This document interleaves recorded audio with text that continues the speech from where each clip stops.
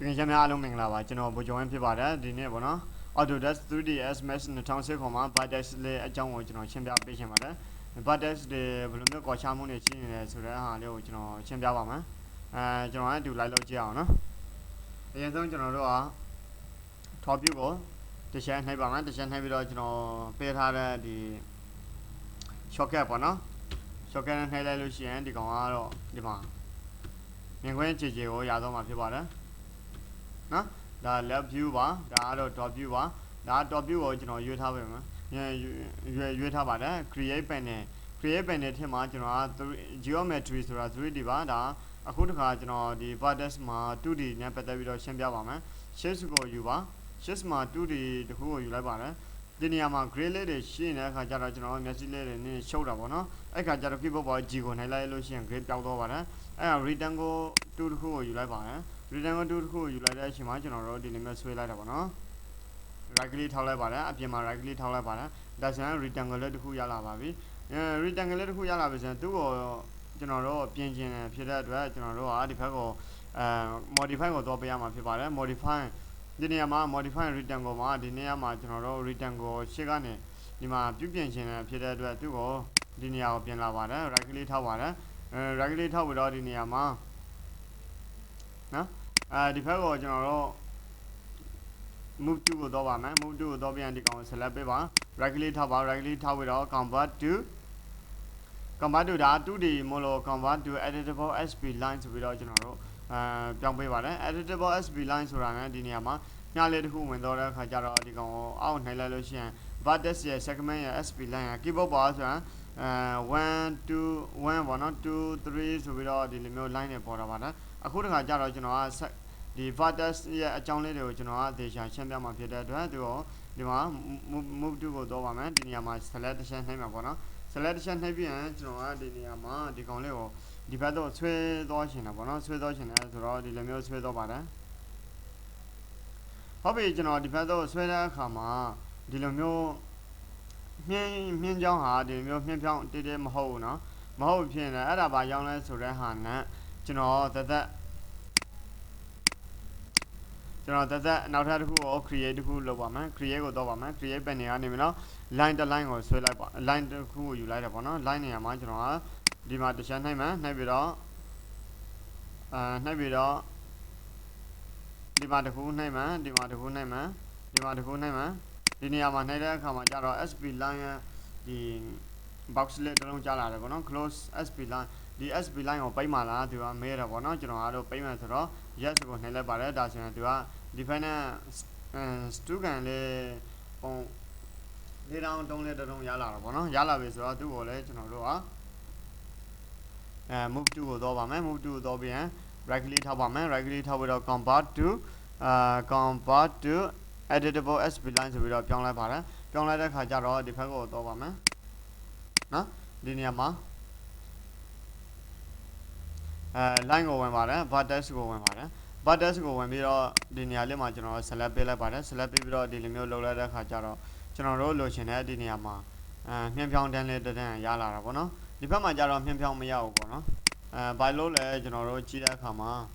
ဒီကောင်လာမှန်းလာပြီးရင်ဒီဘက်ကိုဒီကနေ vertex ကနေထွဲပြီးမှဒီဘက်ကို select ပေးလို့ရမှာဖြစ်ပါတယ်ဒီ vertex ကိုမထွဲဘူးဆိုရင်ဒီဘက်ကောင်ကို select ပေးလို့မရပါဘူးအဲကြောင့်မလို့ကျွန်တော်တို့က keyboard ပေါ်က number 1ကိုနှိပ်ပါတယ် number 1ကိုနှိပ်လို့ရှိရင်line ထဲကို original ဒီ line ထဲကိုရောက်တော့ပါနော်ဒါဆိုရင်ဒီကောင်လေးကိုကျွန်တော်တို့ select ပေးလို့ရပါပြီ select ပေးပြီးတဲ့အခါမှာကျတော့ဒီဘက်ကိုကျွန်တော်တို့က select ပေးချင်တာပေါ့နော်အဲဆိုရင်ဒီနေရာမှာ editable SP line ကနေပြီးတော့ vertex ကိုတော့ပေးရတာဖြစ်ပါတယ် vertex ကိုတော့မှဖြစ်တဲ့အတွက် keyboard ပေါ်က number 1ကိုနှိပ်လို့ရပါတယ်ဒါဆိုရင် vertex ကိုရောက်တော့ပါပြီဒါဒီမှာတစ်ချက်ချပါမယ်တစ်ချက်ချလို့ရှိရင်သူကကျွန်တော်တို့ဒီလိုမျိုးကြိုက်တော်ဆွဲဒီလိုမျိုးမြင်းဖြောင်းတန်းကိုထွက်လာမှာမဟုတ်ပါဘူးအဲ့ဒါဘာလို့လဲဆိုတော့ကျွန်တော်ခုနခေါင်းစဉ်ပေးထားသလိုမျိုး vertex လေးတွေကွဲပြားခြားနားတဲ့ vertex လေးတွေရှိနေတယ်ဖြစ်တဲ့အတွက်ပေါ့နော်ဒီနေရာမှာ vertex ကတော့တခုတည်းဆိုပေမဲ့သူကမတူတဲ့ vertex လေးတွေရှိနေတယ်အဲ့ဒီကောင်တွေကိုကျွန်တော်အသေးစိတ်ရှင်းပြချင်ပါတယ်အဲကြောင့်မလို့ဒီနေရာမှာ right click ထောက်လိုက်ပါတယ် right click ထောက်ပြီးတော့bezier corner ဆိုတာရှိပါတယ် bezier corner ဒါ vertex အမျိုးအစားလေးတွေပါ bezier corner smooth reset tangents reset tangents ဆိုတာပါလေပေါ့နော်ကျွန် ကျွန်တော် tangent ဆိုတာဒီအစိမ်းရောင်လေးတွေကို tangent လို့ခေါ်ပါတယ် tangents right click နှောင်းလိုက်လို့ရှိရင်ဒီနေရာမှာ tangents နော်tangent ပေါ့နော်ဒီနေရာမှာ reset tangents ဒီ tangents လေးတွေ tangent လို့ခေါ်ပါတယ်ဒီအစိမ်းရောင်လေးတွေဒီနေရာမှာကျွန်တော်တို့ဒီကောင်ကနေပြီးတော့ထွက်လိုက်တယ်ဒီကောင်ကိုလာတဲ့အခါမှာကျတော့ဒီကောင်ကို select ပေးတယ် number 1ကိုနှိပ်လိုက်တော့ select ပေးတယ် select ပေးပြီးတော့ right click ထောက်တယ်ဒီနေရာမှာကျတော့ tangent မရှိဘူးဟုတ်လား tangent မရှိဘူး reset tangent ဟာရှိမနေဘူးပေါ့နော်ဗဇေယ corner ရဲ့ဗဇေယရဲ့ corner ရဲ့ smooth ရဲ့ဆိုပြီးတော့ reset tangent ကပိတ်နေပါတယ်အဲ့ကြောင့်မလို့ဒီဘက်မှာဒီကနေပြန်ပြီးတော့ထွက်မှန်းဒီဘက်ကိုပြန်လာမှန်းဒီဘက်ပြန်လာပြီးတော့ vertex ကိုသွားမှန်း right click ထောက်မှန်းဒီနေရာမှာ reset tangent ဆိုပြီးတော့ရှင်းနေတယ်အဲ့ဒီ reset tangent တွေရှင်းနေတဲ့အခါကျတော့အမျိုးအစားလေးတွေကျွန်တော်ရှင်းပါတော့မယ်ဒီနေရာမှာဗဇေယ corner ဆိုတာဘယ်လိုမျိုးလဲဆိုတော့ကျွန်တော်တို့ဒီကောင်လေးတွေကိုကျွန်တော်တို့ရွှေ့ကြည့်မယ်ဒါဆိုရင်ဗဇေယ corner ဗဇေယ corner ရဲ့အဓိပ္ပာယ်ကကျွန်တော်တို့ဒီဘက်က tangent တစ်ခုကိုအသေးထားပြီးတော့ဒီဘက်တစ်ခုကိုကျွန်တော်တို့ကလို့သလိုလိုက်ရွှေ့တဲ့ဟာကြတော့ဘာခေါ်လဲဆိုတော့ဗဇေယ corner လို့ခေါ်ပါတယ်ဒီကောင်ပေါ့နော်ဗဇေယ corner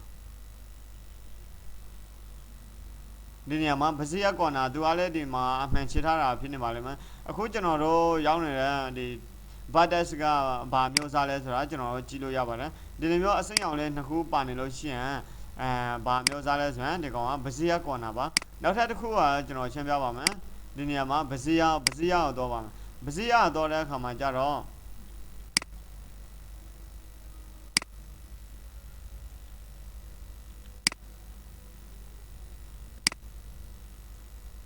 ဒီကောင်ကဗဇေယပါနော်ဒီဗဇေယကြတော့ဘယ်လိုမျိုးလဲဆိုတော့ဒီဘက်တစ်ခုကိုရှိုးလို့ရှိရင်ဒီဘက်တစ်ခုရောလိုက်ရှိုးတယ်အဲ့ဒါ right click ထောက်လိုက်လို့ရှိရင်ကျွန်တော်တို့ဗဇေယဆိုတာရှိပါတယ်အဲ့ဒီဗဇေယဒီလိုမျိုးဆွဲလို့ရှိရင်ဟိုဘက်ကတော့ထွဲသွားတော့ခုနော်အဲ့ဒီမျိုးတစ်ခုကိုလုံးလို့ရှိရင်နောက်ထပ်တစ်ခုကသူဒီလိုမျိုးကဲပြီးတော့ပါလာတယ်အဲ့ဒါဘာလို့လဲဆိုတော့ဗဇေယ corner vertex အမျိုးအစားဖြစ်နေလို့ပါ vertex တို့ vertex ပဲဒါမှဗဇေယvertex အပေါ်မှာကြတော့ဗဇေယ corner ကြတော့ဘယ်လိုမျိုးလဲဆိုတော့ဒီဘက် tangent တစ်ခုကိုကင်ပြီးတော့ကိုလိုသလိုရွှေ့လို့ရတယ်နောက်တစ်ခုကအသေးဖြစ်နေတယ်အဲ့ခါမှကိုလိုသလိုဆွဲမလားဆန်းမလားအပေါ်တက်မလားအောက်ကိုချမလားကျွန်တော်တို့ဒီလိုမျိုးကွဲမလားဒီလိုမျိုးသူ့ကိုညှံပြောင်းအတိုင်းပဲထားမလားအဲ့လိုမျိုးတွေဒီကောင်လေးတွေကိုဘယ်လောက်ထိဆွဲမလဲကျွန်တော်ဆွဲလို့ရပါတယ်ဒါကတော့ဘာမျိုးစားလဲဆိုရင်ဗဇေယ corner မျိုးစားပါဒီတစ်ခါကျတော့ဗဇေယကိုပြန်ပြောပါမယ်ဗဇေယဆိုတာဒီလိုမျိုး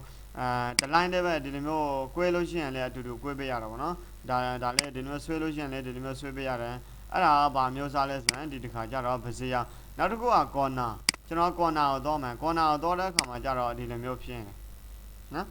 မြန့်ဖြောင်းတစ်ဖြောင်းလေးကိုတော့တယ်သူမှ tangent မရှိဘူးပေါ့နော် corner ဆိုတဲ့အခါ tangent မရှိဘူးဒါဆိုရင်ဒီလိုမျိုးမြန့်ဖြောင်းဖြစ်ဖို့အတွက်ဒီကောင်ကိုလည်းကျွန်တော်ကဘာလုပ်ပေးရမလဲဆိုရင် right click ထောက်ပြီးတော့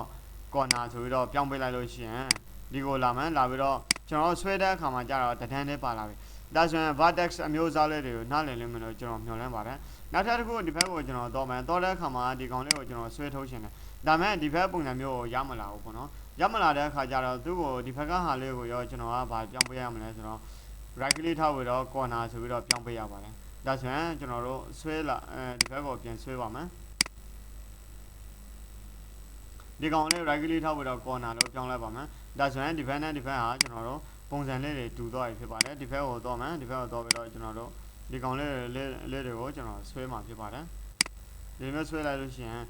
တူညီတဲ့ဒီဘက်ကိုပြန်ထွက်ပါမယ် right click ထောက်မယ်ဒီကောင်လေးကိုတစ်ချက် select ပေးမယ်နော်ဒီနေရာမှာကျွန်တော် vertex ကို number 1ကိုနှိပ်လိုက်လို့ရှိရင် vertex ကို select ပေးပါတယ်ပေးလို့ရှိရင်ဒီဘက်နဲ့နေပြီးတော့အတူတူကျွန်တော်တို့အဲ့လိုဆိုရင်ဒီဘက်ကိုပြန်လာပါမယ် line ပဲဆွဲ rectangle ပဲဆွဲအဓိကတော့ဒီ vertex လေးတွေအမျိုးအစားလေးတွေတည်တော့ပြီဆိုရင်ဘယ်ကောင်နဲ့ပဲ model လေးတွေဆွဲပေါ့နော် line နဲ့ပဲဆွဲဒီ rectangle နဲ့ပဲဆွဲကိုကြိုက်တဲ့ tools တစ်ခုခုကို box လေးတစ်ခုခုကိုယူပြီးတော့ကျွန်တော်တို့ဆွဲလို့ရပါတယ်ဒီဘက်ကကောင်လေးတွေကိုလည်းကျွန်တော်တို့ဒီလိုမျိုးပေးလို့ရတာပေါ့နော် vertex ဒီဘက်ကို vertex ကိုဝင်မယ် number 1ကိုနှိပ်လိုက်လို့ရှိရင် vertex လေးနှစ်ခုကိုကျွန်တော်တို့ဒီဘက်ကိုနည်းနည်းဆွဲဆန်းလို့ရတာနော်ကိုလိုဒီဘက်ကိုလည်းအဲ့လိုပဲဒီဘက် line ကိုပြန်ထွက်မယ် line ကိုထွက်ပြီးတော့ကျွန်တော်ဒီကောင်ကိုပြန်နှိပ်မယ်ဒီကောင်ပြန်နှိပ်ပြီးတော့ဒီနေရာမှာ vertex လေးကိုဝင်မယ်ဒီအောက်ကနှစ်ခုကို select ပေးပြီးတော့ကျွန်တော်အောက်ကိုဆွဲချလို့ရှိရင် သူကအတူတူဖြစ်တော့ပါပြီနော်ဒီလိုမျိုးတွေအတူတူဖြစ်သွားနောက်ထပ်တစ်ခုကဘာလဲဆိုရင်ကျွန်တော်တို့ပြန်ပြီးတော့ကျွန်တော်ဒီကောင်လေးတွေကိုပြန်ပြီးတော့ပြောင်းမယ် vertex ကိုနှိမ့်မယ်ဒီနေရာမှာ right click ထောက်ပြီးတော့ smooth ဆိုတာရှိတယ်နော် smooth ဆိုတာကျွန်တော်တို့လည်းအခုကဥပမာအဲ့ဒီနေရာမှာကျွန်တော်ပြန်ပြီးတော့ဒီကောင်လေးတွေအကုန်လုံး right click ထောက်လိုက်မယ် right click ထောက်ပြီးတော့ bezier corner ဆိုပြီးတော့ပြောင်းပေးလိုက်မယ်နော် bezier corner ပြောင်းလိုက်မယ်ဒီမှာဆွဲလိုက်မယ်ဒီကောင်ကတော့ကျွန်တော်ဒီဘက်ပြန်ထွက်ပြီးတော့ဒီကောင်လေးကိုအောက်သို့လောဆင်ဆွဲချထားလိုက်မယ်ဒီကောင်တစ်လုံးပဲကျွန်တော်ကနော် vertex ကိုတော့မယ် vertex ကိုတော့ပြီးတော့ select ပေးမယ် select ပေးတဲ့အခါကျတော့ဒီလိုမျိုးတွေဖြစ်မယ်နောက်ထပ်နော်ဒီကောင်လေးကိုရောကျွန်တော်ဒီဘက်သို့ဆွဲမယ်ဒီကောင်လေးကိုရောကျွန်တော်ဒီဘက်သို့ဆွဲမယ်ဒီကောင်လေးကိုရောကျွန်တော်ဒီဘက်သို့ဆွဲလာခဲ့မယ်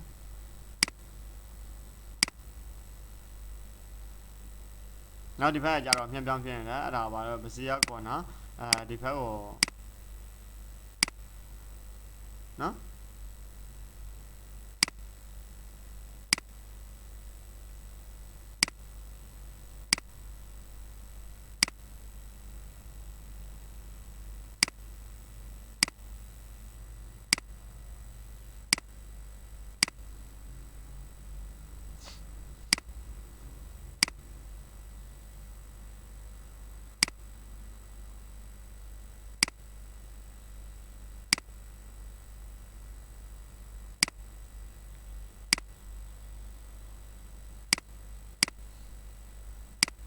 ဒီကောင်လေးတွေတေချာလေးကိုလိုက်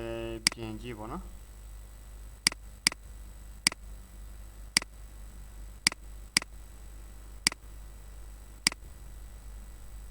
โอเคကျွန်တော်အောက်က smooth ဆိုတဲ့ဟာလေးကျွန်တော်ပြောပြပါမယ်ဒီနေရာမှာဒီကောင်လေးတစ်ခုကို right click နှက်ထောက်ပြီးတော့ကျွန်တော် smooth လုပ်လိုက်လို့ရှိရင်ဒီအပေါ်အောက်ဒီလိုမျိုးတွေသူကတချောလေးဖြစ်သွားတာဗောနော်တခါတလေကျွန်တော်တို့လိုအပ်လို့ရှိရင် smooth ကိုသုံးပါတယ်ဒီလိုမျိုးတွေပုံစံမျိုးတွေအခုပြောင်းကျင်တဲ့အခါကျတော့အခုနာဟာလေးကိုကျွန်တော်ပြန်ရှင်းပြပါမယ်ဒါလေးကိုကျွန်တော် smooth လုပ်လိုက်တဲ့အခါကျတော့ဒီ vertex လေးနှစ်ခုကို smooth လုပ်လိုက်တဲ့အခါကျတော့ဒီလိုမျိုးဖြစ်သွားတာဗောနော်အဲ့လိုဆိုရင်ကိုလိုချင်တဲ့အခါကျတော့ကျွန်တော်တို့ပြင်လို့ရတာဗောနော်ကိုကြိုက်တဲ့ပုံစံမျိုးတွေကျွန်တော်တို့ပြောင်းပြင်လုပ်လို့ရတယ်ဒီဘက်ကိုနည်းနည်းဒီဘက်တော့နည်းနည်းဆွဲမယ်ဒီကောင်ကလည်းဒီဘက်တော့နည်းနည်းဆွဲမယ်အဲ့လိုမျိုးတွေဒါဆိုရင် vertex မျိုးစားလေးတွေဘယ်နှမျိုးရှိလဲကျွန်တော်တို့ပြင်ပြီးတော့စဉ်းစားကြည့်အောင်ဒီနေရာမှာ bezier corner ရဲ့ bezier ရဲ့ corner ရဲ့ smooth ရဲ့နောက်ပြီးတော့ reset tangent ဆိုပြီးတော့ရှိပါတယ်ဒါဆိုရင် reset tangent ကျွန်တော်ကဒီနေရာမှာတစ်ချက်နှိပ်ပြီးတော့right click ထောက်ပြီးတော့ bezier ဆိုပြီးတော့အဲ့ဒီနေရာမှာဒီမှာကျွန်တော် reset tangent လေးတွေရှိရင်tangent အဲ့ဒီ reset tangent ကိုဘယ်လိုမျိုးသုံးလဲကျွန်တော်ကဥပမာကျွန်တော်ဒီနေရာမှာပြောပြမယ် right click ထောက်ပြီးတော့ bezier ကိုတော့မယ် bezier တော့တဲ့အခါမှာကျတော့နော်ကိုက